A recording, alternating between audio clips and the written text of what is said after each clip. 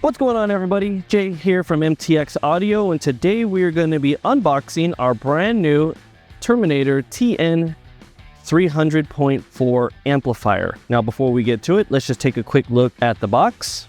Pretty awesome box. So first and foremost, the first thing you're going to see is a certified amplifier certificate or a birth certificate for the actual power that is going to be outputting on the amplifier. And here's the amplifier itself. But before I kind of get down into it, I do see some other stuff in the box. So let's go ahead and put this off to the side. Here is an Allen screw for your power. Here is another Allen screw for your speakers and your remote turn on. Please don't lose these. And then we have 4 screws to mount the amplifier. If you want to use them, great. If not, if you have your own screws, you can use those as well. We also include an MTX sticker. Feel free to put that anywhere. And our instruction manual, which will include information on all of the TN series lineup. So if you're interested in looking into another amplifier or expanding an amplifier, feel free to check this out. And here it is, our TN300.4 4-channel amplifier.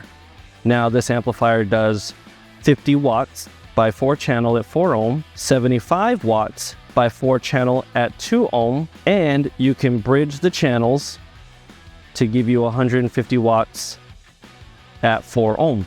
Starting off with the power, you have your power and ground terminals, which are 4 gauge.